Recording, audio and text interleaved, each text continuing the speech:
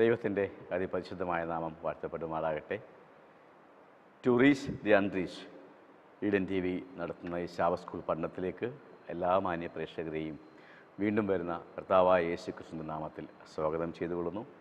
ഇന്ന് നമുക്ക് പഠിക്കേണ്ടത് 5ാമത്തെ പാഠമാണ്. പെസഹ എന്നതാണ് ആ പാഠത്തിൻ്റെ തലവാചകം. എൻ്റെ മനഃപ്പാഠവാക്യം ഇപ്രകാരം പറയുന്നു: ഈ കർമ്മം എന്തെന്ന് നിങ്ങളുടെ മക്കൾ നിങ്ങളോട് ചോദിക്കുമ്പോൾ, യഹോവ മിസ്രയീമ്യരെ ദണ്ഡിപ്പിച്ചപ്പോൾ മിസ്രയീമിലെ ഇസ്രായേൽ മക്കളുടെ വീടുകളെ വിട്ട് ഒഴിഞ്ഞു. നമ്മുടെ വീടുകളെ രക്ഷിച്ച യഹോവയുടെ പെസഹ ആകുന്നു ഇത് എന്ന് നിങ്ങൾ പറയണം. പുറപ്പാട് പുസ്തകം 12-ാം അധ്യായം 26-ഉം 27-ഉം. അപ്പോൾ ഒരു വലിയ സംഭവത്തെ ദൈവം അവരോട് പറയുന്നു. ഈ സംഭവം അല്ലെങ്കിൽ ഒരു വിടുതലിൻ്റെ മഹോത്സവം നിങ്ങൾ ആചരിക്കുമ്പോൾ നിങ്ങളുടെ കുഞ്ഞുങ്ങൾ എന്താണ് ഈ അല്ലെങ്കിൽ ആ മഹോത്സവത്തിൻ്റെ പ്രത്യേകത എന്ന് ചോദിക്കുമ്പോൾ നിങ്ങളതിൻ്റെ പശ്ചാത്തലം പറഞ്ഞു കൊടുക്കണം എന്നാണ് ഈ മനഃപ്പാഠവാക്യത്തിൽ പറയുന്നത്. ഇവിടെ നമ്മൾ പഠിക്കുന്നത് മിസ്രയീമിൽ എൻ്റെ അന്ത്യത്തിലേക്ക് കുറിക്കുന്നു. അല്ലെങ്കിൽ മിസ്രയീം രാജാവിൻ്റെ തീരുമാനപ്രകാരം അല്ലെങ്കിൽ അദ്ദേഹത്തിൻ്റെ എടുത്ത തീരുമാനം ദൈവത്തെ നിഷേധിക്കുവാനും ദൈവത്തിൻ്റെ ആവശ്യത്തെ നിരാകരിക്കുവാനും ആ ഫറവോൻ എടുത്ത തീരുമാനത്തിൻ്റെ പ്രത്യാഘാതങ്ങൾ ഫലങ്ങൾ അനുഭവിക്കുന്നത് ഫറവോൻ മാത്രമല്ല, ഫറവോൻ്റെ കൊട്ടാരത്തിലുള്ള ജനങ്ങൾ മാത്രമല്ല, നിരപരാധികളായ മറ്റനേകം ജനങ്ങൾ ആ ഫറവോൻ്റെ എടുത്തതായ തീരുമാനത്തിൻ്റെ പ്രത്യാഘാതങ്ങൾ അനുഭവിക്കുന്നു. അപ്പോൾ നമ്മുടെ ജീവിതത്തിലും പലപ്പോഴും നമ്മളെടുക്കുന്ന തീരുമാനത്തിൻ്റെ പ്രത്യാഘാതങ്ങൾ അല്ലെങ്കിൽ അനന്തരഫലങ്ങൾ അനുഭവിക്കുന്നത് നമ്മൾ മാത്രമായിരിക്കില്ല. നമ്മുടെ കുടുംബാംഗങ്ങൾ, കുഞ്ഞുങ്ങൾ, നമ്മെ ആശ്രയിച്ച് കഴിയുന്ന മറ്റു പലരുമായിരിക്കും നമ്മളെടുക്കുന്ന തീരുമാനത്തിൻ്റെ അനന്തരഫലങ്ങൾ അല്ലെങ്കിൽ പ്രത്യാഘാതങ്ങളായിക്കോട്ടെ നന്മകളായിക്കോട്ടെ അനുഭവിക്കുന്നത്. അപ്പോൾ നമ്മൾ തീരുമാനങ്ങൾ എടുക്കുമ്പോൾ വളരെ ശ്രദ്ധയോടുകൂടി വേണം തീരുമാനങ്ങൾ എടുക്കാൻ. ഇവിടെ ഫറവോൻ ദൈവത്തെ നിഷേധിക്കുവാൻ വേണ്ടി, ദൈവത്തിൻ്റെ ആവശ്യം നിരാകരിക്കുവാൻ വേണ്ടി തീരുമാനമെടുത്തപ്പോൾ ഫറവോന് മാത്രമല്ല ദുരന്തങ്ങളുണ്ടായത്, ഫറവോൻ്റെ കുടുംബത്തിന് മാത്രമല്ല ദുരന്തങ്ങളുണ്ടായത് ആ ജനസമൂഹത്തിന്, അവിടെ വലിയൊരു കൂട്ടം ജനങ്ങൾ, മിസ്രയീമിലെ ആ ഫറവോൻ്റെ ആൾക്കാർക്കൊക്കെയും വലിയ ദുരന്തമുണ്ടായി. ഈ ആഴ്ച നമ്മൾ പഠിക്കുന്നത് ദൈവത്തിൻ്റെ മക്കളോട് ദൈവം എന്താണ് ആവശ്യപ്പെട്ടത്, അവരെ എപ്രകാരം ദൈവം രക്ഷപ്പെടുത്തുവാൻ വേണ്ടി കാര്യങ്ങൾ ആസൂത്രണം ചെയ്തു, അവരെങ്ങനെ രക്ഷപ്പെട്ടു, പിന്നീട് അവരോട് എന്തൊക്കെ ചെയ്യണമെന്ന് ദൈവം ആവശ്യപ്പെടുന്നു. ഇതാണ് നമ്മൾ ഈ ആഴ്ച പഠിക്കുന്നത്. ഒരിക്കൽ കൂടി എല്ലാവരെയും ഈ പാഠഭാഗത്തേക്ക് സ്വാഗതം ചെയ്തുകൊള്ളുന്നു.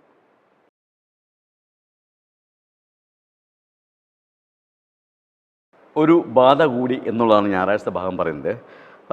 ഇവിടെ ആമോസ് പ്രവാചകൻ പറയുന്നുണ്ട്, ദൈവം തൻ്റെ ഭക്തന്മാർക്ക് അല്ലെങ്കിൽ തൻ്റെ ദാസന്മാർക്ക്, തൻ്റെ പ്രവാചകന്മാർക്ക് ഒരു രഹസ്യം വെളിപ്പെടുത്താതെ ഒരു കാര്യവും ചെയ്യുകയില്ല എന്ന് പറയുന്നത്. അപ്പം ദൈവം ചെയ്യാൻ പോകുന്ന എല്ലാ കാര്യങ്ങളെയും തൻ്റെ ദാസന്മാരോട്, തൻ്റെ പ്രവാചകന്മാരോട് മുന്നമേ അറിയിക്കും എന്നുള്ളതാണ്. ഇവിടെ മോശയോടും അപ്രകാരം അറിയിച്ചു. എന്താണ്? മിസ്രയീമിൽ ഞാൻ എന്ത് ചെയ്യുന്നു, ഇങ്ങനെ കാര്യങ്ങൾ കൊണ്ടുവരാൻ പോകുന്നു എന്ന് പറയുന്നു. അപ്പോൾ ദൈവം എന്ത് ചെയ്യുന്നു, ആ വരാൻ പോകുന്ന മിസ്രയീമ്യർക്ക് വരാൻ പോകുന്ന വിപത്തുകൾ ഇന്നതൊക്കെയാണ് എന്ന് മോശയോട് മുന്നമേ അറിയിക്കുന്നു. അതിനുശേഷമാണ് ദൈവം അവിടെ എന്താണ് കടിഞ്ഞൂൽ സംഹാരം കൊണ്ടുവരുന്നത്. ഈ കടിഞ്ഞൂൽ സംഹാരം കൊണ്ടുവരുന്നതിന് മുൻപ് ദൈവം അവിടെ എന്ത് ചെയ്തു, ആ ദേശത്തെ മിസ്രയീമിലെ 3 ദിവസത്തെ അന്ധകാരം കൊണ്ടുവന്നു.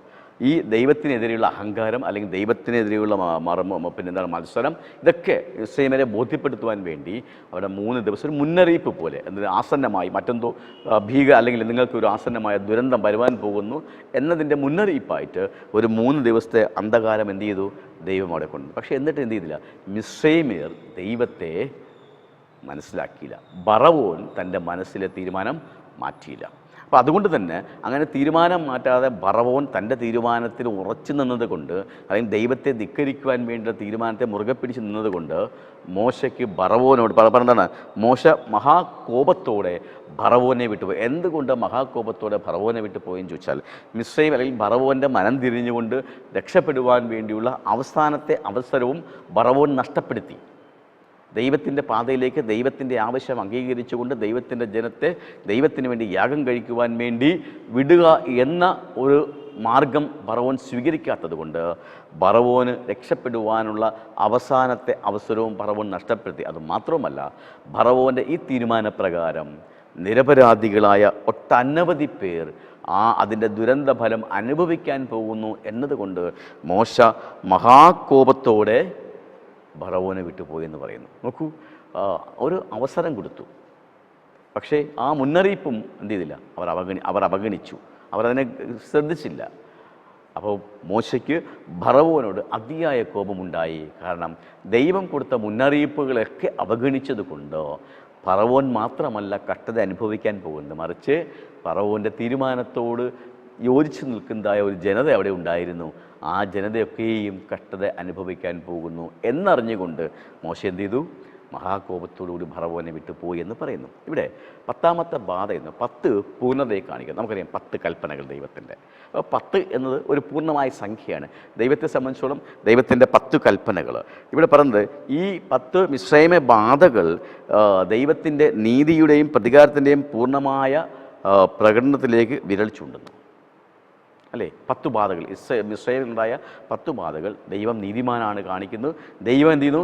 തൻ്റെ മക്കളെ പീഡിപ്പിക്കുന്നവർക്ക് പ്രതികാരം കൊടുക്കുമെന്നും കാണിക്കുന്നു. ഇവിടെ എന്താ പറയുന്നത്? കഷ്ടപ്പെടുത്തുന്ന അല്ലെങ്കിൽ ചൂഷണം ചെയ്യപ്പെടുന്നവർ, അല്ലെങ്കിൽ പീഡിപ്പിക്കപ്പെടുന്നവർ, അല്ലെങ്കിൽ എന്താണ് അടിച്ചമർത്തപ്പെട്ടവർ, ഇവരുടെയൊക്കെ പ്രാർത്ഥന ദൈവം കേൾക്കും, നിലവിളി ദൈവം കേട്ടു. ഇസ്രായേൽ മക്കൾ ഒരു കാലഘട്ടത്തിൽ അങ്ങനെയായിരുന്നു. അവരെന്ത് ചെയ്യുന്നു?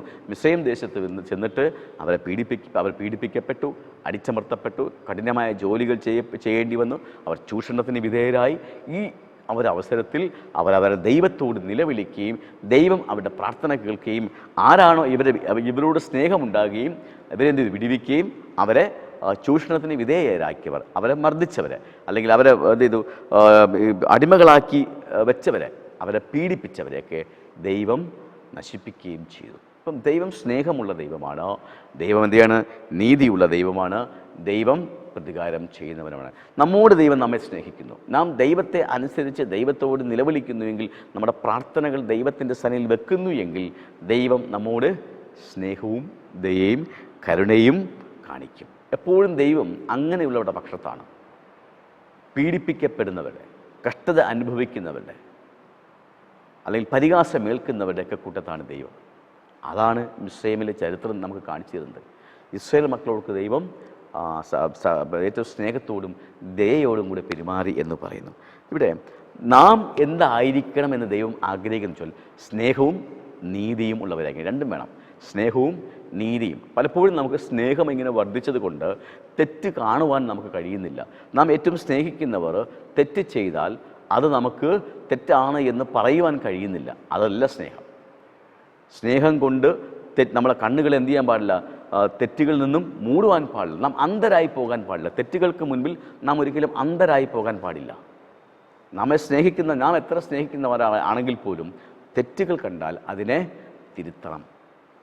അതല്ല ഞാൻ സ്നേഹം എനിക്ക് ഇല്ല, നീതി മാത്രമേ നടപ്പാക്കൂ, അതുകൊണ്ട് ഇരുമ്പ് ദണ്ട് ഉപയോഗിച്ചും ഞാൻ നീതി നടപ്പാക്കുമെന്നല്ല പറയേണ്ടത്. ഒരു എക്സ്ട്രീമായിട്ട് നമുക്ക് പോകാൻ കഴിയില്ല. എല്ലാത്തിനും അറ്റമല്ല നമുക്ക് ആവശ്യം. എന്താണ് ഒരു എക്സ്ട്രീം? അങ്ങറ്റം. ഒന്നുകിൽ സ്നേഹം, അങ്ങേയറ്റ സ്നേഹം. അപ്പോൾ എന്ത് ചെയ്യും? ആ സ്നേഹം കാരണം തെറ്റുകളെ നമ്മൾ അംഗീകരിക്കും, അതൊന്നും കുഴപ്പമില്ല എന്ന് പറയും. അതും നാം സ്നേഹിക്കുന്നവരെ നാശത്തിലേക്ക് നയിക്കുന്നു. അതല്ലെങ്കിൽ എനിക്ക് സ്നേഹം മാറ്റി വെച്ചാൽ നീതി ഏത് അർത്ഥത്തിലായാലും ഞാൻ നീതി നടപ്പാക്കും. നമ്മൾ പറയില്ല ഇരുമ്പ് ദണ്ട് ഉപയോഗിച്ചെന്നൊക്കെ പറയുമ്പോൾ ഏത് അർത്ഥത്തിലായാലും ഞാൻ നീതി നടപ്പാക്കും എന്ന് പറയുന്നതല്ല കാര്യം. നമുക്ക് ദൈവം പറഞ്ഞതാണ്, നിങ്ങൾ നീതി പ്രദർശിപ്പിക്കുക, കരുണയെ സ്നേഹിക്കുക.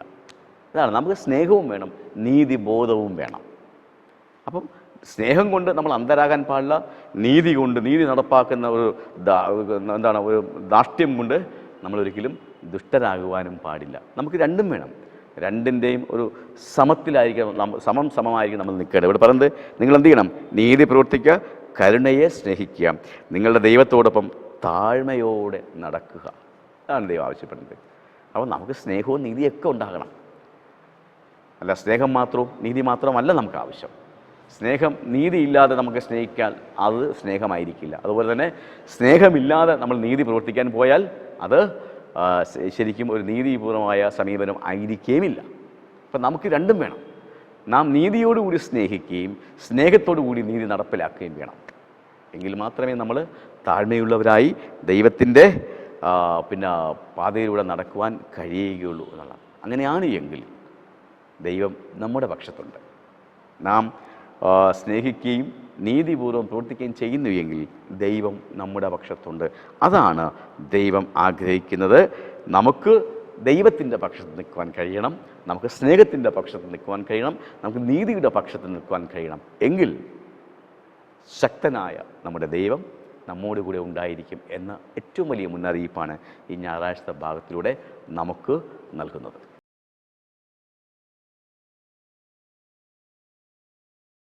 തിങ്കളാഴ്ച ഭാഗം പറയുന്നത് പെസഹ പെരുന്നാൾ എന്നാണ്. ഇവിടെ മിസ്രയീമിൽ നിന്നും ഇസ്രായേൽ മക്കൾ പുറപ്പെടുന്നതിൻ്റെ മുൻപ് ദൈവം ഇസ്രായേൽ മക്കളോട് പറയുന്നു, നിങ്ങൾ എങ്ങനെയൊക്കെ തയ്യാറെടുക്കണം, നിങ്ങളുടെ യാത്രയ്ക്ക് വേണ്ടിയുള്ള കാര്യങ്ങൾ എങ്ങനെയൊക്കെ ചെയ്യണമെന്ന് വളരെ വ്യക്തമായ ഒരു പ്ലാൻ നമുക്കറിയാം. നമ്മൾ പലപ്പോഴും ഒരു ടൂറിന് പോകുമ്പോഴോ അല്ലെങ്കിൽ മറ്റേതെങ്കിലും യാത്രകൾക്ക് പോകുമ്പോൾ നമ്മൾ ചാർട്ട് ചെയ്യാറുണ്ട് ഓരോ കാര്യങ്ങൾ. എപ്പോൾ സ്റ്റാർട്ട് ചെയ്യണം, എവിടെ പിന്നെ നമ്മൾ തങ്ങണം, ഒക്കെ ചെയ്യാറുണ്ട്. എവിടെയൊക്കെയാണ് നല്ല ആഹാരം കിട്ടുന്നത്, നല്ല സ്റ്റേ കിട്ടുന്നത്, ഇതൊക്കെ നമ്മൾ നേരത്തെ മുന്നമേ തന്നെ ഓരോ കാര്യങ്ങൾ നമ്മൾ ചാർട്ട് പ്ലാൻ ചെയ്യാറുണ്ട്. അപ്പോൾ ദൈവം ഈ പദ്ധതി മോശയോട് പറഞ്ഞു. കാരണം ഈ പോകുന്നവരിൽ ഇസ്രായേൽ മക്കളുടെ കൂട്ടത്തിൽ പ്രായമായവർ കാണും, കുഞ്ഞുങ്ങളുള്ളവർ കാണും, നടക്കാൻ ബുദ്ധിമുട്ടുള്ളവർ കാണും, ഒക്കെ കാണും. അപ്പോൾ ഇവരെല്ലാം പരിഗണിച്ചുകൊണ്ട് ഇവരെല്ലാവരും ആരെയും അവിടെ ഉപേക്ഷിച്ചിട്ട് പോകുന്നില്ല. കാലുവയ്യാത്തവരെ കൊണ്ടുപോകണമെന്നോ പ്രായമില്ലാത്തവരെ കൊണ്ടുപോകണമെന്നല്ല ദൈവം, എല്ലാവരും പോകണം. നിങ്ങൾ പോകുമ്പോൾ ആ ചെയ്യേണ്ട ഒരുക്കങ്ങൾ, നിങ്ങൾ ഇന്ന കാര്യങ്ങൾ ചെയ്യണം, ഇന്ന കാര്യങ്ങൾ ഒരുക്കണം എന്ന് ദൈവം അവരോട് പറഞ്ഞു. അപ്പോൾ അവരോട് പറഞ്ഞൊരു കാര്യം, നിങ്ങൾ ഓരോ കുടുംബത്തിനും ഓരോ നല്ല ആടിനെ അറുത്ത് എന്ത് ചെയ്യണം, ഭക്ഷിക്കണം. ഒരു പക്ഷേ ഒരു കുടുംബത്തിന് പിന്നെ എന്ത് ചെയ്യണം, ഒരു ആട് മൊത്തമായിട്ട് വേണ്ട എങ്കിൽ അടുത്ത കുടുംബവുമായി അല്ലെങ്കിൽ അടുത്തുള്ളവരുമായിട്ട് അത് പങ്കുവെക്കണം. ഒന്നും പാഴാക്കരുത്, നിങ്ങളൊന്നും വേസ്റ്റ് ആക്കരുത്. എന്നിട്ട് നിങ്ങൾ എന്തിനും യാത്രയ്ക്ക് തയ്യാറെടുക്കണം. നിങ്ങൾ കുടുംബത്തോടൊപ്പം ഇരുന്ന് ഭക്ഷണം കഴിച്ച് അല്ലെങ്കിൽ പെസഹ ആചരിക്കണം. ആദ്യത്തെ പെസഹ എന്ത് അവർ പിന്നെ ഭക്ഷണം ഉണ്ടാക്കി ആടിനെ മുറിക്കണം. ആ ആട് ഒരു കുടുംബത്തിന് അധികമാണ് എങ്കിൽ അടുത്ത കുടുംബവുമായി ഷെയർ ചെയ്യണം. അപ്പം ദൈവം ഓരോ കാര്യങ്ങളും കൃത്യമായിട്ട് പ്ലാൻ ചെയ്ത് മോശയോട് പറയുന്നു. പിന്നീട് ഇതെല്ലാ വർഷവും പതിവായി ആഘോഷിക്കുവാൻ വേണ്ടി മോശ അവരോട് പറയുന്നുണ്ട്. പെസഹ എന്തിൻ്റെ ഓർമ്മയ്ക്കായിട്ട്? ദൈവം അവർക്ക് നൽകിയ വിടുതലിൻ്റെ ഓർമ്മയ്ക്ക് മാത്രവുമല്ല, ദൈവം അവരുടെ പൂർവികരെ അല്ലെങ്കിൽ പൂർവികരായ ഇസ്രായേൽ മക്കളെ അടിമത്തത്തിൽ നിന്നും വിടിവെച്ചതിൻ്റെ ഒരു ഓർമ്മപ്പെടുത്തൽ മാത്രമല്ല, വരും തലമുറയെ വീണ്ടെടുക്കുവാനുള്ള ദൈവിക പദ്ധതിയുടെ പൂർത്തീകരണം കൂടിയായിരുന്നു അത്. ഇസ്രായേൽ മക്കളെ പിന്നെ മിസ്രയീം ദേശത്തു നിന്ന് അല്ലെങ്കിൽ അടിമത്തത്തിൽ നിന്ന് വീണ്ടെടുത്തതിൻ്റെ ഓർമ്മ മാത്രമല്ല, അത് ഒരു സ്മരണ പുതുക്കൽ മാത്രമായിരുന്നില്ല പെസഹ. മറിച്ച് ഈ ജനത്തെ, ഈ ലോകത്തുള്ള മുഴുവൻ ജനങ്ങളെയും വീണ്ടെടുക്കുവാനുള്ള ദൈവത്തിൻ്റെ രക്ഷാപദ്ധതിയുടെ ഒരു പൂർത്തീകരണമായിരുന്നു അവിടെ സംഭവിച്ചത്. അതുകൊണ്ടാണ് പെസഹ എന്ത് ചെയ്യണമായിരുന്നു, ഒരു എല്ലാ അനുഭവമായി എല്ലാ വർഷവും ആചരിക്കുവാൻ ദൈവം അവരോട് പറഞ്ഞത്. ഇവിടെ പെസഹയുടെ ഇംഗ്ലീഷ് വാക്ക് എന്ന് പറയുന്നത് പാസ് ഓവർ ഒരു പൺ വേർഡാണ്. രണ്ട് വാക്കുകൾ, പാസ് എന്നതും ഓവർ എന്നതും രണ്ട് വാക്കുകൾ ചേർത്ത ഒരു പൺ വേർഡാണ് പെസഹ എന്ന് പറയുന്നത്. എന്താണ് പാസ് ഓവർ എന്ന് പറയുമ്പോൾ നമുക്കറിയാം, അവർക്ക് നാശം വരുത്താതെ സംഹാരകൻ എന്ത് ചെയ്തു, അവരെ കടന്നുപോയി, പാസ് ഓവർ ചെയ്തു പോയി. ഇസ്രായേൽ മക്കൾക്ക് ആ കുഞ്ഞാടിൻ്റെ രക്തം അവരെ കട്ടളമേൽ കണ്ടതായ ഒരു ഭവനങ്ങളിലും സംഹാരകൻ ചെന്ന് കയറാതെ ആ കുടുംബത്തെ പാസ് ചെയ്തു പോയി എന്നാണ് അർത്ഥമാക്കുന്നത്. പാസ് ഓവർ ഇംഗ്ലീഷിൽ, അതിനെ മലയാളത്തിൽ ഈ വാക്ക് കടന്നു പോകും എന്നാണ് അർത്ഥമാക്കേണ്ടത്. എന്ത് കടന്നു പോകും? നാശം നമ്മുടെ മുന്നിൽ നിന്ന് കടന്നു പോകും. നമുക്കെന്ത് ചെയ്യും? അനുഗ്രഹം കടന്നുപോയി. നമ്മുടെ ഭവനങ്ങളെ നാശം കടന്നുപോയി. ഇസ്രായേൽ മക്കളുടെ ഭവനങ്ങളിൽ രക്തത്തിൻ്റെ അടയാളമുണ്ടായിരുന്ന ഭവനങ്ങളെ എന്ത് ചെയ്തു? സംഹാരകൻ കടന്നുപോയി. അപ്പം അവരുടെ കടിഞ്ഞൂലുകളെ, അവരുടെ അല്ലെങ്കിൽ മൂത്ത കുഞ്ഞുങ്ങളെ ഒന്നും തന്നെ സംഹാരകൻ തൊട്ടില്ല. അത് ഒരു സ്മരണയായി, ഒരു ഓർമ്മയായി അവർക്ക് നിലനിർത്തേണ്ടതായി പറയുന്നുണ്ട്. അപ്പോൾ അതിവിടെ ഉണ്ട്, ദൈവം തൻ്റെ ജനത്തിന് വേണ്ടി ചെയ്ത ശക്തവും കൃപയുമുള്ള പ്രവൃത്തികളെ ഓരോ ഇസ്രായേലിനെ ഓർമ്മിപ്പിക്കാനായിരുന്നു പെസഹ ആഘോഷം. അപ്പം ദൈവം അവർക്ക് ചെയ്തതായ, ഇസ്രായേൽ മക്കൾക്ക് ചെയ്തതായ ആ വലിയ അത്ഭുതകരമായ വിടുതലിനെ ഓർമ്മിപ്പിക്കുന്നതായിരുന്നു, അല്ലെങ്കിൽ അവരുടെ ദേശീയത്വം ഉറപ്പിക്കുവാൻ വേണ്ടി അവരെന്ത് ചെയ്തു? ഈ പെസഹ ആഘോഷിച്ചു പോന്നു. നമ്മുടെ ജീവിതത്തിൽ നാം ചിന്തിക്കുമ്പോൾ ദൈവം നമുക്കായി വാഗ്ദത്തം ചെയ്ത വീണ്ടെടുപ്പിൻ്റെ ആദ്യ പൂർത്തീകരണമായിരുന്നു മിസ്രയീമിൽ നാം കണ്ടു കഴിഞ്ഞത്. അപ്പോൾ ദൈവം നമ്മെ വീണ്ടെടുക്കുന്നു. ദൈവം ഇസ്രായേൽ മക്കളെ, നമ്മുടെ പൂർവികരായ ഇസ്രായേൽ മക്കളെ മിസ്രയീം ദേശത്തു നിന്നും അടിമത്തത്തിൽ നിന്നും ദൈവം വിടുവിച്ചു. ആ ഒരു വിശ്വാസം നമ്മെ ദിനംതോറും നയിക്കേണ്ടതായുണ്ട്. എപ്പോഴും നമുക്ക് നമ്മുടെ ജീവിതത്തിലൊക്കെ ദൈവം അത്ഭുതങ്ങൾ ചെയ്തിട്ടുണ്ട്. നാം പ്രതീക്ഷിക്കാത്ത സമയത്തൊക്കെ ദൈവം നമ്മെ അനുഗ്രഹിച്ചിട്ടുണ്ട്, വഴി നടത്തിയിട്ടുണ്ട്. നടക്കില്ല അല്ലെങ്കിൽ ഇതിന് സാധ്യമല്ല എന്ന് നാം ചിന്തിച്ചതായ, അല്ലെങ്കിൽ എല്ലാം അവസാനിച്ചു എന്ന് ചിന്തിച്ചതായ സ്ഥലത്ത് നിന്നുമാണ് ദൈവം നമ്മുടെ ജീവിതത്തിൽ പല കാര്യങ്ങളും ആരംഭിച്ചിട്ടുള്ളത് എന്ന ഒരു ഓർമ്മ നമുക്കുണ്ടാവണ്ടേ. എൻ്റെ ജീവിതത്തിൽ മുൻകാലങ്ങളിൽ ദൈവം എന്തെല്ലാം അത്ഭുതങ്ങൾ ദൈവം ചെയ്തു. ഇനി ഇതോടെ അവസാനിച്ചു, തീർന്നു എന്നു പറഞ്ഞ് ഫുൾ സ്റ്റോപ്പ് ഇട്ട സ്ഥലത്ത് നിന്നുമാണ് പലപ്പോഴും പല സംഭവങ്ങളും പല അനുഗ്രഹങ്ങളും പല നേട്ടങ്ങളും നമ്മുടെ ജീവിതത്തിൽ ഉണ്ടായത് എന്ന് ഓർക്കണം നമ്മൾ. അതാണ് ദൈവം പറയുന്നത്. മോശയും ഇസ്രായേൽ മക്കളുടെ ആവർത്തന പുസ്തകത്തിൽ പറയുന്നത് തന്നെയാണ്, നിങ്ങൾ ഓർക്കണം ദൈവം നമുക്ക് ചെയ്തതായ, മുൻകാലങ്ങളിൽ നമുക്ക് ചെയ്തതായ അത്ഭുതങ്ങളെ നാം ഓരോരുത്തരും മറന്നു പോകരുത്. അത് ഓർക്കണമെന്നാണ് ദൈവം ആഗ്രഹിക്കുന്നത്. കാരണം നാം അർഹതയില്ലാതിരുന്ന അവസ്ഥയായിരുന്നിട്ട് പോലും നമ്മെ അർഹതയുള്ളവരാക്കി തീർത്തത് ദൈവത്തിൻ്റെ മഹാകൃപ കൊണ്ട് മാത്രമാണ് എന്ന കാര്യം നാം വിസ്മരിച്ചു പോകരുത്. നമ്മുടെ തലമുറയോടും അത് പറയുവാൻ നാം ബാധ്യസ്ഥരാണ്. ഞാൻ അവസാനിച്ചു എന്ന് പറഞ്ഞ സ്ഥലത്തു നിന്നും എന്നെ ദൈവം ആരംഭിക്കുകയും എന്നെ ഉന്നതിയിലെത്തിക്കുകയും ചെയ്തു എന്നൊരു അനുഭവ സാക്ഷ്യത്തോടു കൂടിയായിരിക്കണം, ഒരു നല്ല ഓർമ്മപ്പെടുത്തലോടു കൂടിയായിരിക്കണം നമ്മുടെ ഓരോരുത്തരുടെയും ഓരോ ദിനവും കടന്നു പോകേണ്ടത് എന്നതാണ് ഈ പെസഹ പെരുന്നാൾ എന്ന തിങ്കളാഴ്ചത്തെ പാഠഭാഗം നമ്മെ ഓർമ്മപ്പെടുത്തിക്കൊണ്ടേയിരിക്കുന്നത്.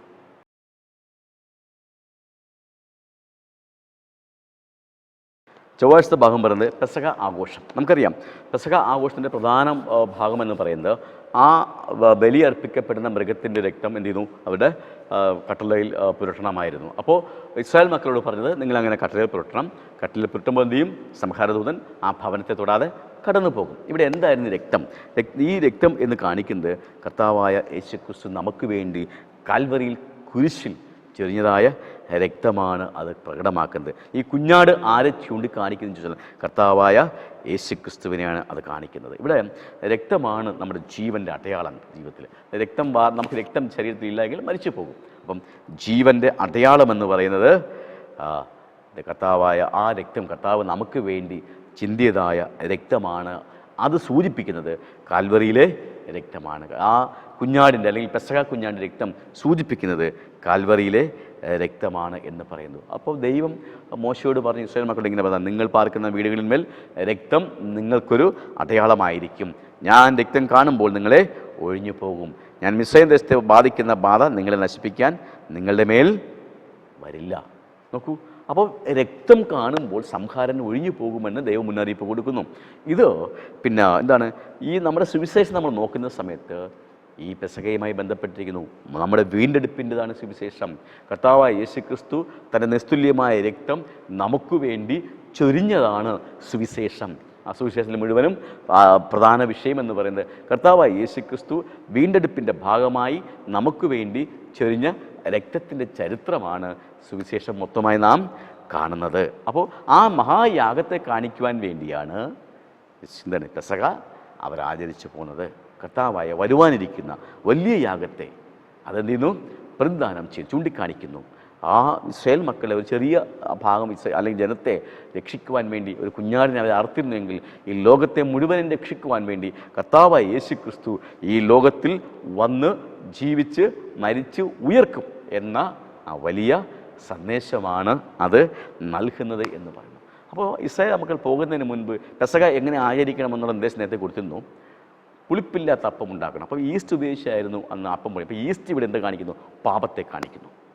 അപ്പം ആ യാത്രയ്ക്ക് മുന്നൊരുക്കമായി ഇസ്രായേൽ മക്കളോട് പറഞ്ഞു, നിങ്ങൾ പുളിപ്പില്ലാത്ത അപ്പം ഉണ്ടാക്കണം, ഈസ്റ്റ് ഉപയോഗിക്കരുത്, കളങ്കമില്ലാത്തൊരു ജീവിതം എന്ത് ചെയ്യണം, നാം നയിക്കണം.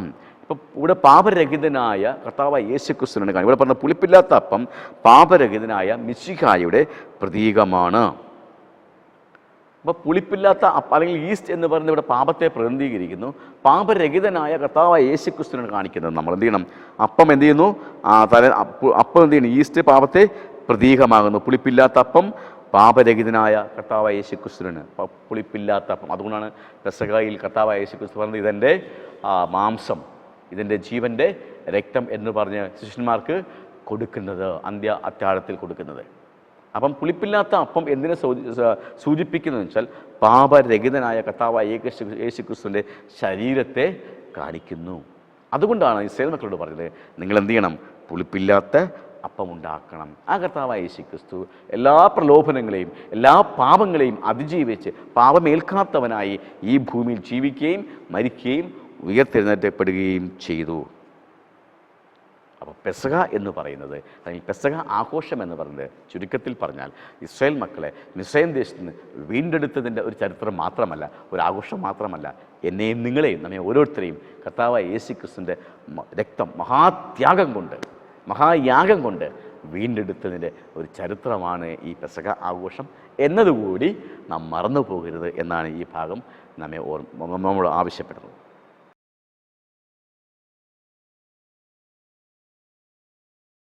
ബുധനാഴ്ച ഭാഗം പറയുന്നത് ദീപം കൈമാറുന്നു. ഇവിടെ പറയുന്നത് നമുക്ക് തന്നെ അറിയാം, എന്ത് ദീപമാണ് കൈമാറുന്നത് ചോദിച്ചാൽ നാം എന്ന് ഉയർത്തിപ്പിടിച്ചുകൊണ്ടിരിക്കുന്നതായ ആ ദൈവത്തിൻ്റെ സ്നേഹവും കരുണയും ആ സുവിശേഷവുമൊക്കെ വരും തലമുറയ്ക്ക് കൊടുക്കാൻ, ഒട്ടും കൈമോശം വരാതെ വരും തലമുറയ്ക്ക് കൊടുക്കാൻ നാം ബാധ്യസ്ഥരാണ്. നാം ഇന്ന് ഉയർത്തിപ്പിടിക്കുന്ന സത്യത്തിൻ്റെ ദീപം, നാം ഇന്ന് ഉയർത്തിപ്പിടിക്കുന്ന ദൈവത്തിൻ്റെ സുവിശേഷം, ഇത് നമുക്ക് പിന്നാലെ ഓടി വരുന്ന തലമുറയുണ്ട്. ആ തലമുറയ്ക്ക് ഒട്ടും കൈമോശം വരാതെ, അതിൻ്റെ മാഹാത്മ്യം ഒട്ടും കുറയാതെ എന്ത് ചെയ്യണം? കൈമാറുവാനുള്ളൊരു ബാധ്യത കൂടി നമുക്കുണ്ട് എന്നുള്ളതാണ്. അത് ഇസ്രായേൽ മക്കളോട് ആവർത്തന പുസ്തകത്തിൽ മോശ പറയുന്നുണ്ട്. പുറപ്പാട് കഴിഞ്ഞു, അവർ ആവർത്തന പുസ്തകത്തിൽ മോശ എണ്ണി അവരുടെ പിൽക്കാലങ്ങളെ, മുൻകാല ചരിത്രങ്ങളെ എണ്ണി മോശ അവരോട് പറയുന്നു. നോക്കൂ, നിങ്ങളെ ദൈവം ഇപ്രകാരം വഴി നടത്തി, നിങ്ങൾക്ക് അസാധ്യമായി തോന്നിയിരുന്ന പല കാര്യങ്ങളും ദൈവം നിങ്ങൾക്ക് സാധ്യമായി തന്നു. നിങ്ങളത് നിങ്ങളുടെ തലമുറയോട് പറയണം. നിങ്ങളുടെ ചരിത്രം എന്തായിരുന്നു എന്ന് നിങ്ങളുടെ തലമുറയോട് പറയണമെന്ന് മോശ പറയുന്നുണ്ട്. ആ ദൗത്യം നമുക്കുമുണ്ട്. ഇസ്രായേൽ കുഞ്ഞുങ്ങളുടെ ആദ്യ അധ്യാപകർ എന്ന് അവരുടെ മാതാപിതാക്കൾ തന്നെയായിരുന്നു. അവരുടെ മാതാപിതാക്കളാണ് അവരുടെ കുഞ്ഞുങ്ങൾ എന്ത് ചെയ്യുന്നു? ആദ്യമായി പഠിപ്പിക്കുന്നത്. അവർ ദൈവിക കാര്യങ്ങൾ പഠിപ്പിക്കുമായിരുന്നു. അവരുടെ ചരിത്രം, അവരുടെ ആരാധന രീതികളൊക്കെ അവരെ പഠിപ്പിക്കുമായിരുന്നു. അതുകൊണ്ട് തന്നെ എന്ത് ചെയ്യണം? ഇവിടെ മോശ അവരോട് പറയുന്നതാണ്, നിങ്ങളുടെ അനുഭവം അവരോട് പറയണം. നിങ്ങളുടെ ഈ അനുഭവങ്ങൾ നിങ്ങളുടെ ഹൃദയത്തിൻ്റെ പലകമേൽ എഴുതണം. അത് അങ്ങോട്ട് പോകുമ്പോഴും ഇങ്ങോട്ട് പോകുമ്പോഴും ഒക്കെയും അതുണ്ടായിരിക്കണം. നീ നിൻ്റെ മക്കളോട് പറഞ്ഞു കൊടുക്കണം, എൻ്റെ പൂർവികർ ഇന്ന ദേശത്ത് അടിമകളായി താമസിച്ചിരുന്നു, അവർ എണ്ണത്തിൽ ചുരുക്കമായിരുന്നു, അവിടെയുള്ള ജനങ്ങൾ ഞങ്ങളെ പീഡിപ്പിച്ചു, ഞങ്ങളെ പരിഹസിച്ചു, ഞങ്ങളെ കഷ്ടപ്പെടുത്തി. പക്ഷേ ഞങ്ങളുടെ ദൈവമായ യഹോവയുടെ നിലവിളിച്ചപ്പോൾ ഞങ്ങളുടെ ദൈവമായ യഹോവ ഞങ്ങളുടെ പൂർവികർക്ക് കൊടുത്തതായ വാഗ്ദത്തപ്രകാരം ഞങ്ങളുടെ നിലവിളി കേൾക്കുകയും ആ കഷ്ടതയിൽ നിന്നും ഞങ്ങൾ അത്ഭുതകരമായി വിടുവിക്കുകയും ചെയ്തു എന്ന നമ്മുടെ ചരിത്രം നിങ്ങളുടെ കുഞ്ഞുങ്ങൾക്ക് പറഞ്ഞു കൊടുക്കണമെന്ന് മോശ ഇസ്രായേൽ മക്കളോട് പറയുന്നു. നമ്മുടെ ദൈവം പറഞ്ഞത് അത് തന്നെയാണ്. നമ്മുടെ ജീവിതത്തിൽ ദൈവം നമ്മെ വഴി നടത്തിയതായ എത്ര അനുഭവങ്ങൾ നാം നമ്മുടെ കുഞ്ഞുങ്ങളുമായി പങ്കുവെക്കുന്നു.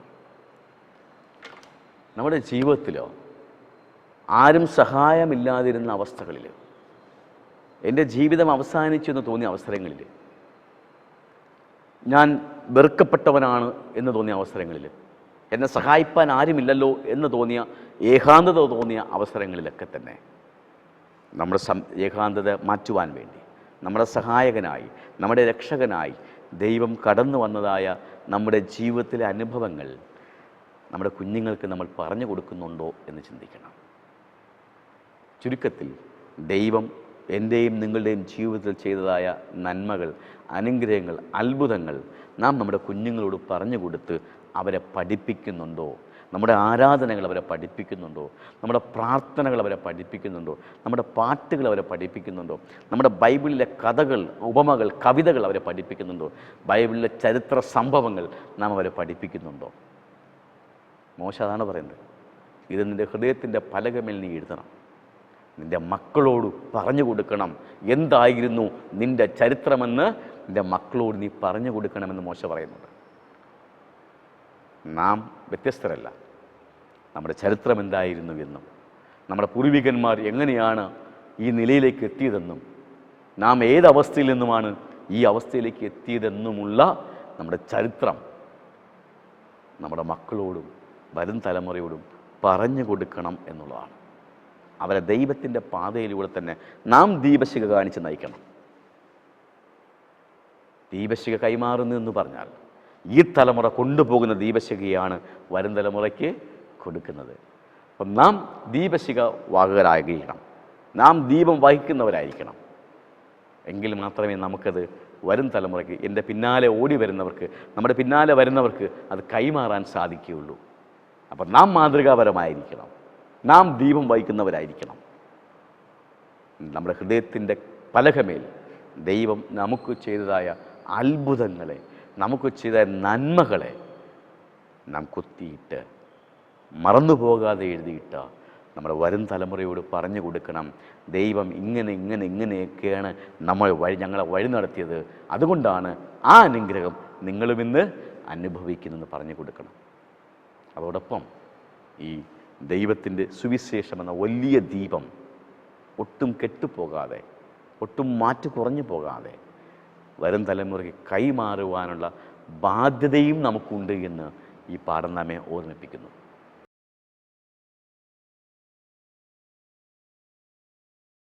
വേദപുസ്തകത്തെ പാഠം ദൈവിക ന്യായവിധി എന്നുള്ളതാണ്. നമുക്കറിയാം, ഇസ്രായേൽ മക്കൾ മിസ്രൈമിൽ അയക്കുന്ന സമയത്ത് ദൈവം കൊണ്ടുവന്ന ബാധകൾ, മിസ്രൈമിൻ്റെ ഭാഗത്ത് കൊണ്ടുവന്ന ബാധകൾ, ആദ്യമേ തന്നെ മോശയുടെ പോകുന്ന സമയത്ത് മോശയുടെ വടി താഴെയിടുന്നു.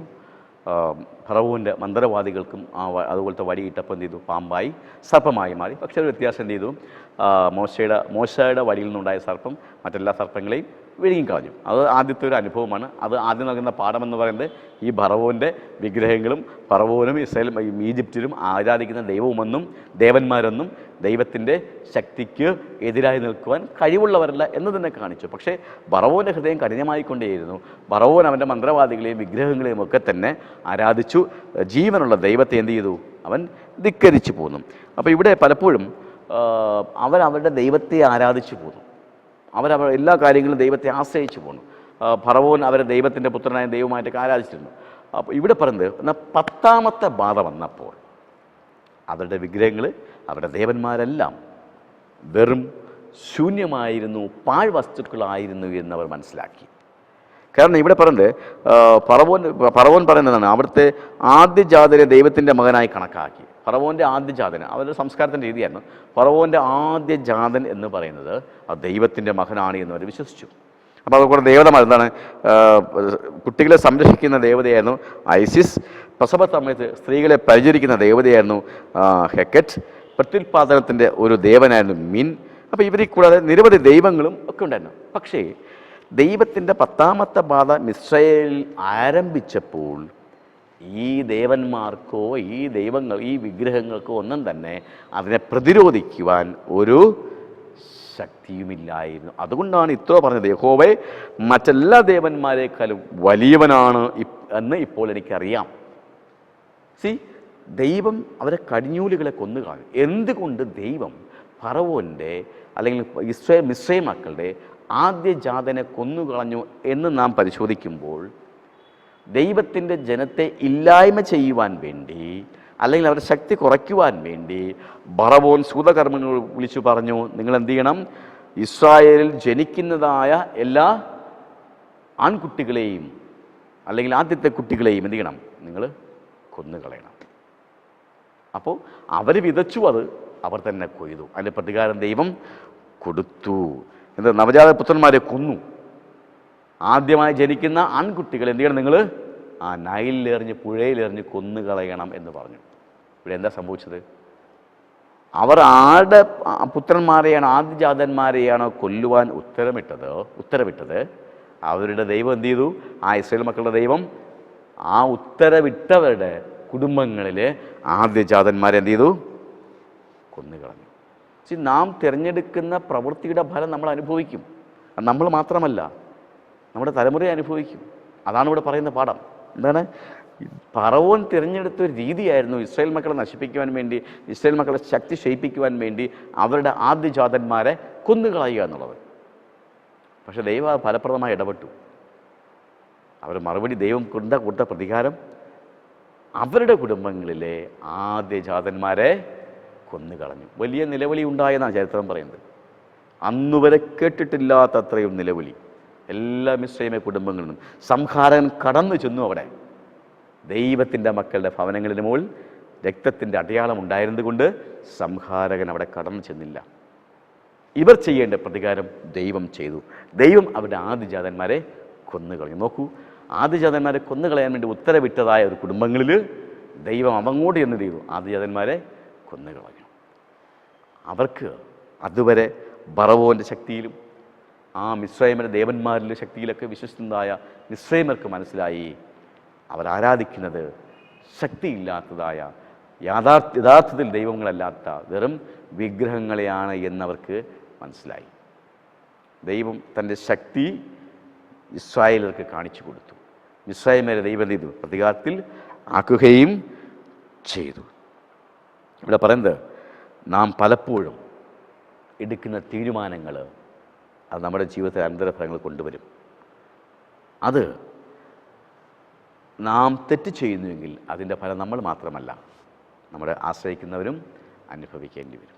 അതുകൊണ്ട് ഈ പാഠം നമ്മുടെ ആവശ്യപ്പെടുന്നത് നാം തിരഞ്ഞെടുപ്പ് നടത്തുമ്പോൾ, തീരുമാനങ്ങൾ എടുക്കുമ്പോൾ അത് നന്മയ്ക്ക് വേണ്ടി നമുക്ക് മാത്രമല്ല, നേരത്തെ പറഞ്ഞതുപോലെ നമ്മുടെ പിന്നാലെ ഓടി വരുന്ന തലമുറയുണ്ട്, നമ്മുടെ മക്കൾ, കൊച്ചുമക്കൾ, കുടുംബങ്ങളൊക്കെ ഉണ്ട്. അവർക്കും കൂടി അത് ബാധിക്കുമെന്ന ഒരു ബോധം എപ്പോഴും നമ്മുടെ മനസ്സിലുണ്ടായിരിക്കണം. ദൈവത്തിൻ്റെ മക്കളെ ദൈവം സംരക്ഷിക്കും. അത് എത്ര വലിയ കോട്ടകൾ കെട്ടിയാലും ആ കോട്ടകളെ തകർത്തുകൊണ്ട് ദൈവം നമ്മെ അവിടെ നിന്ന് വിടുവിക്കും. പക്ഷെ ഒറ്റക്കാര്യം, നാം ദൈവത്തോട് വിളിച്ചപേക്ഷിക്കുവാനും ദൈവത്തിൻ്റെ പാതയിലൂടെ നടക്കുവാനും തീരുമാനിക്കുന്നെങ്കിൽ മാത്രം ദൈവം ഇസ്രായേൽ മക്കളെ അത്ഭുതകരമായി വഴി നടത്തിയതുപോലെ ഇനിയുള്ള നാളുകളിൽ നമ്മെ ഓരോരുത്തരെയും ദൈവം വഴി നടത്തും എന്നീ പാഠം നമുക്ക് പ്രത്യാശ നൽകുന്നു. ഇതുവരെ ശ്രവിച്ചതിന് ദൈവനാമത്തിൽ നന്ദി പറയുന്നു. ഇതിൻ്റെ മാനവും മഹത്വവും സർവശക്തനായ ദൈവത്തിന് സമർപ്പിക്കുന്നു. ആമേൻ. നമുക്ക് പ്രാർത്ഥിക്കാം. ഞങ്ങളെ അളവുകൂടാതെ സ്നേഹിക്കുകയും പരിപാലിക്കുകയും സ്വകീയ പിതാവ് നല്ല ദൈവമേ, ഇതുവരെയും അപ്പൻ്റെ കൃപ ഞങ്ങളുടെ മേലുണ്ടായതിനെ സ്തോത്രം ചെയ്യുന്നു. ഈ മനോഹരമായ ഒരു പാഠം ഞങ്ങൾക്ക് നൽകിയതിനെ സ്തുതിക്കുന്നു. കർത്താവേ, ഇതുവരെയും ശ്രമിച്ചു കൊണ്ടിരുന്നതായ അങ്ങയുടെ മക്കളെ തിരുസന്നിധിയിൽ സമർപ്പിക്കുന്നു. അവരുടെ ജീവിതത്തിൽ ഇത് അനുഗ്രഹവും കർത്താവെ നന്മയുടെ പാതയിലേക്കുള്ള ഒരു വഴി തുറക്കുന്നതുമായിരിക്കാൻ സഹായിക്കണമെന്ന് അപേക്ഷിക്കുന്നു. ഇതിൻ്റെ പിന്നിൽ പ്രവർത്തിക്കുന്ന ഈഡൻ TV ടീമിനെ ഓർത്ത് പ്രാർത്ഥിക്കുന്നു. അവരെ ദൈവം സഹായിക്കുന്നതായ ദൈവത്തിൻ്റെ മക്കളെ ഓർത്ത് പ്രാർത്ഥിക്കുന്നു. അവരുടെ കുടുംബങ്ങൾക്ക് കർത്താവെ, പ്രിയ മക്കൾക്ക് 30, 60, 100 മേനിയായി അനുഗ്രഹങ്ങൾ ലഭിക്കാനും ദൈവത്തിൻ്റെ പേര് കൂടുതൽ വ്യാപിപ്പാനും സഹായിക്കുന്നത് പ്രാർത്ഥിക്കുന്നു. അടിയനും ഇതിൻ്റെ ഭാഗമാകാൻ കഴിഞ്ഞതിനായി സ്തുതിക്കുന്നു. അഹങ്കരിച്ച് പോകാൻ, നിഗളിച്ച് പോകാൻ, എപ്പോഴും താഴ്മയിൽ നടക്കുവാൻ സഹായിക്കുന്നത് അപേക്ഷിക്കുന്നു. ഇതിൻ്റെ മാനവും മൊത്തവും ദൈവമേ അവിടുന്ന് കൈക്കൊള്ളും. സകലവും ഞങ്ങൾക്കായി ജീവിക്കുന്ന ക്രിസ്തയേശുവിൻ നാമത്തിൽ ചോദിക്കുമ്പോൾ തന്നെ ആമേൻ.